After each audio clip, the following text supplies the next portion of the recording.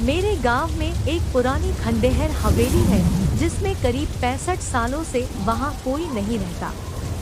ये बात मुझे मेरे गांव के दोस्तों ने बताई। जब ये बात मुझे पता चली तो मेरा मन करने लगा कि मैं एक बार उस हवेली को देखूं। मुझे ऐसी जगहों पर जाना, उनके बारे में जानने में बहुत दिलचस्पी होती है। फिर एक दिन मैं अपने दोस्तों के साथ वहां जाने का प्लान बनाता हूं और उस खंडहर हवेली के सामने पहुंच जाता हूं। वहां दूर दूर तक कोई आता जाता नहीं था। मैंने जब ये बात अपने दोस्तों से पूछी कि यहाँ अगल बगल कोई रहता, कोई नहीं, बल्कि लोग इस रास्ते भी आ जा नहीं रहे हैं, ऐसा क्यों? तो मेरे दोस्तों ने बताया ये हवेली सिर्फ पुरानी और खंडहर नहीं है, बल्कि ये हवेली एक भूतिया श्रापित हवेली है। एरो_फॉर्म्स ID 3421। मैं बोला, ऐसा तुम इतने यकीन से कैसे कह सकते हो? मेरे दोस्तों ने कहा, यहाँ पूरे गांव का यही मानना है। इसके बारे में एक बहुत पुरानी और सच्ची घटना यहाँ प्रसिद्ध है। मेरे मन में इसके बारे में जानने का ख्याल और बढ़ने लगा। मैंने पूछा, क्या है इसके पीछे की कहानी? तब उनमें से एक दोस्त ने मुझे बताना शुरू किया।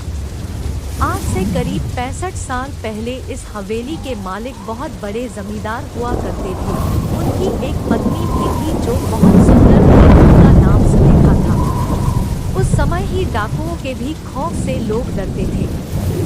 डाकुओं की टुकड़ी जिस गांव में भी घुसती थी, उस गांव को पूरी तरह बर्बाद कर देती थी। क्या हुआ, जमींदार का एक बार डाकुओं के सरदार को जमींदार के धन और संपत्ति पर नजर पड़ी, जिसके बाद उसने जमींदार के घर डकैती डालने का सोचा।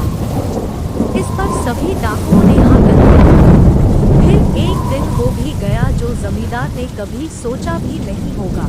The haunted mention horror story in Hindi.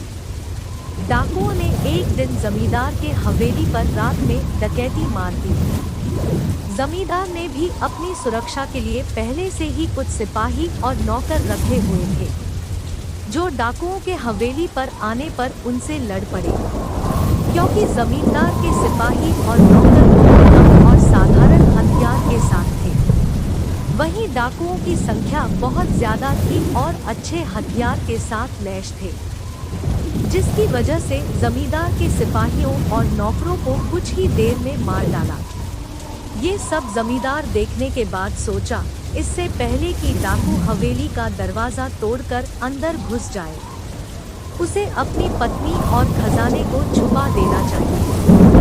फिर उसने उस खजाने को एक हवेली में ही किसी खुफिया जगह पर छुपा दिया और अपने पत्नी को एक कमरे के अंदर एक और खुफिया कमरे में छुपा दिया और बाहर से कमरा बंद कर दिया। इसके बाद कुछ ही देर में डाकू हवेली का दरवाजा तोड़कर अंदर घुस गए, जिसमें जमींदार की मौत डाकुओं के हाथों हो गई।